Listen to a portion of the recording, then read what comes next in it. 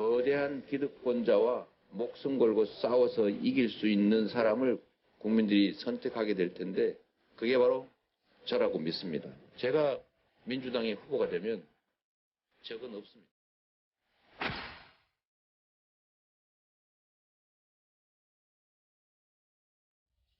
네, 저희는 이번 대선에 나서는 유력 주자들을 차례로 만나 집중 검증하는 시간을 갖습니다. 바로 2017 대선 주자 약속을 듣는다 코너인데요. 그 첫 번째 순서로 오늘 출마 선언을 한 이재명 성남시장 모셨습니다. 검증을 위해 채널A 정치부 이동원 기자도 함께 자리했습니다. 어서 오십시오. 안녕하십니까. 네, 감사합니다. 네. 자, 간단한 규칙 하나만 소개하고 바로 시작하겠습니다. 가능한 한 다양한 질문 소화하기 위해서요. 답변 시간은 40초로 한정했습니다. 자, 이 시장님. 자, 네. 질문 드리겠습니다. 자, 오늘 15살 때, 그렇죠? 그때 소년공으로 일했던 곳에서 바로 출마 선언을 했습니다. 네. 감회가 남달랐을 것 같은데요. 자, 국민들께 드리고 싶었던 약속, 어떤 거였습니까? 저는 12살, 그러니까 초등학교를 마친 네. 12살 때부터 그야말로 공장 생활을 시작했는데 81년 7월 말까지 일하다가 제가 82년도에 네. 대학을 들어갔습니다. 네. 근데 그때 당시는 몰랐는데 그때 당시에 제가 겪었던 온갖 산재사고 또 네. 재해로 장애인이 되고 또 폭행 구타에 네. 시달리고 이랬던 것이 그때는 당연한 것으로 생각했는데 네. 세월이 지나고 나니까 그게 부당한 것이었다는 걸 알게 됐습니다. 네. 그런데 그 환경에 저뿐만이 아니라 저희 가족들, 제 이웃들이 다 그대로 남아있는데 네. 이게 과연 정상적인 사회냐 이런 생각이 좀 들었고 근데 그걸 고치는 게 내 인생의 목적이라는 걸 보여주기 위해서 네. 거기서 출마 선언했습니다. 네, 5초 정도 오버했습니다. 이게 상당히 빨리 지나가는군요. 네. 네. 결국 이겨야지 그 네. 뜻을 이룰 수 있을 것 같은데요. 자, 당내에는 문재인이라는 어떤 큰 벽이 있습니다. 자, 스스로 문 전 대표보다 낫다고 하셨는데 어떤 면에서 그렇습니까? 문 전 대표는 지금 지지율도 압도적으로 높지만 네. 그러나 기득권자들 또 이 사회의 적폐청산이라고 하는 그 과제에 과연 적합할지에 대해서는 약간의 의문이 있을 수 있습니다. 네. 아주 훌륭한 분이신데 그거는 그야말로 평상시에 관리형 리더십으로 정말 뛰어난 세종 같은 사람이 되실 분이지만 지금처럼 이렇게 거대 기득권자와 싸워서 적폐를 청산하고 그야말로 새로운 공정한 나라를 만들기 위해서는 네. 정말 야전형의 리더십, 야전형, 돌파형 이런 리더십이 좀 필요하고 네. 거기에는 역시 지금 실제 성과도 내고 국민관계 싸워왔던 저 같은 사람이 필요하지 네. 않을까 생각합니다. 싸워 이기는 투사형 지도자가 되겠다는 말로 이야기했습니다. 그렇습니다. 자, 이제부터는 본격적인 정책 검증 공약에 나서겠습니다. 자, 이동훈 기자 직접 질문해 주시죠. 네, 같은 지자체 단체장인 안희정 충남지사가 세금을 나눠주는 정치는 네. 답이 아니라고 했습니다. 그러니까 100만 원 기본소득과 국토보유세 30만 원을 말하고 있는데 이게 과연 실현이 가능합니까? 대한민국 국가 예산이 400조고 네. 이 400조는 국민이 내는 세금으로 구성되어 있는데 매년 그걸 집행해서 써서 없앱니다. 가장 효율적인 영역에 꼭 필요한 곳에 먼저 써야죠.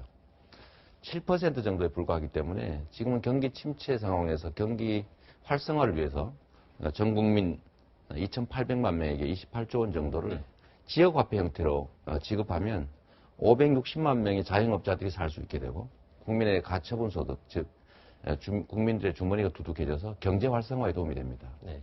이걸 통해서 경제 성장이 가능하기 때문에 IMF나 또 세계은행이 권장하고 있는 성장 방식입니다. 네. 또 기본소득 같은 경우에 30살에서 64살까지는 이제 빠지거든요. 네. 근데 저도 해당이 안 되는데 그렇군요. 네, 이제 돈이 없어서 좀 결혼을 미루고 있거나 아니면 아이 낳기를 좀 미루고 있는 부부에게는 좀 불리한데 네. 자녀 수당 아니냐 이런 지적이 있거든요.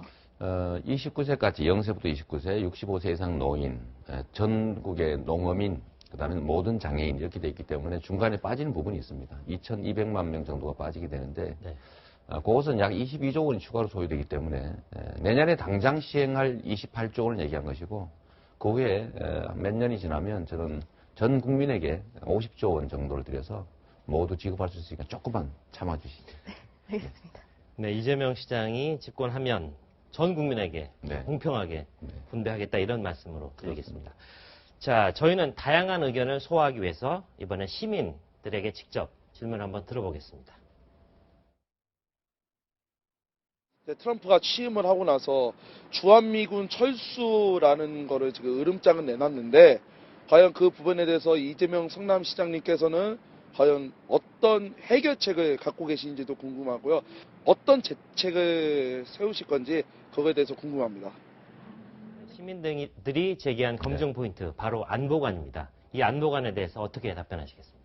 지금 저 질문에 가는 것이라면 네. 주한미군이 오로지 한반도 방위만을 위해서 와 있는 것이 아니라 미군의 세계 군사 전략 때문에 한반도에 일시 진주하는 것입니다. 그렇기 때문에 미군이 주둔비를 올려주지 않는다고 가겠다고 하는 것은 실제로는 갈 수 없는 상황인데 주둔비를 올려받기 위한 그야말로 일종의 위협입니다. 흥정이라고. 그렇습니다. 이럴 때는 거기에 따라갈 게 아니라 응할 게 아니라 우리는 자주 독립국가이고 네. 미군도 미군의 필요에 의해서 주둔하기 때문에 실제 필요한 만큼 부담해라. 근데 독일은 18%, 일본은 50% 부담하는데 우리는 77% 부담하고 있습니다. 네. 그러니까 오히려 깎자고 해야 되는 거죠. 네. 그게 공평한 국제관계입니다. 네. 현재 한반도 휴전선 북쪽이죠. 개성공단은 폐쇄 상태에 들어가 네. 있는데요. 자, 집권하신다. 그러면 이 문제 어떻게 해결하실 전략이십니까? 군사와 경제는 구분한다는 것이 대원칙이고 네. 개성공단은 폐쇄해서는 안 되도록 돼 있는 법을 어기고 대통령이 불법적으로 폐쇄했습니다. 네. 그렇기 때문에 이거는 가장 빨리 결단해서 원상복구해야 되고 가장 빨리 북한과 협의를 해서 네. 다시 복구해야 됩니다. 네. 자, 군복무 기간을 네. 10개월로 단축하겠다 이런 말씀을 하셨는데 네. 자, 역대 정부에서도 그랬습니다. 군복무 기간을 단축하겠다 약속을 했는데 실제 집권해서 행정을 해보니 잘 안 됐었거든요. 네. 자, 이거 가능하겠습니까? 이걸 군복무기간 단축이라고 보면 안 되고 네.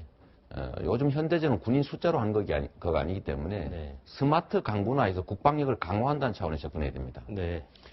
지금 군대가 의무병이 43만인데 이것을 30만으로 줄이는 게 정부의 계획이고 네. 또 30만 중에서 대개 한 20개월 하다 집에 다 가고 하니까 전투력이 떨어집니다.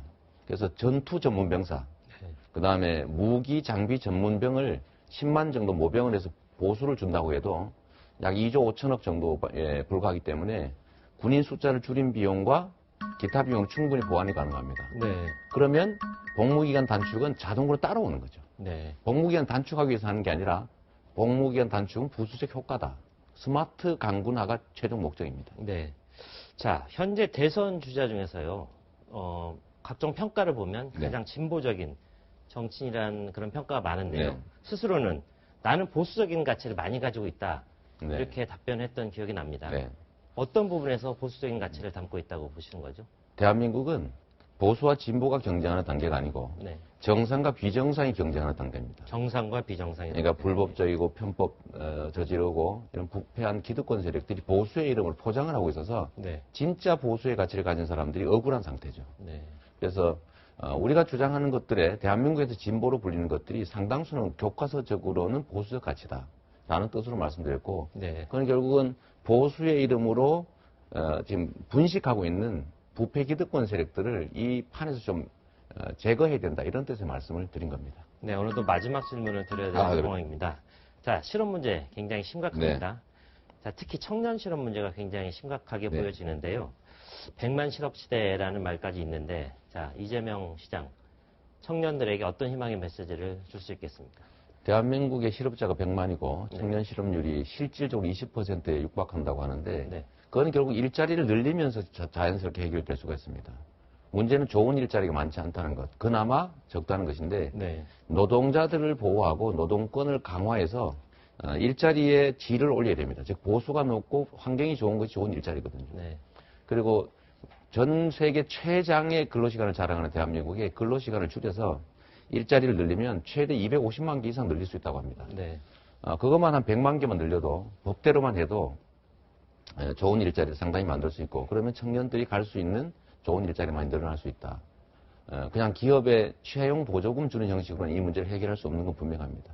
전체적인 산업, 경제, 고용 환경을 통째로 좀 고칠 필요가 있고 아까 말씀드렸던 것처럼 저희가 복지 지출이나 기본소득을 지출해서 안정적인 전체가 성장하는 그런 경제 성장을 만들어내면 청년들의 일자리 문제도 자연스럽게 해결될 수 있다.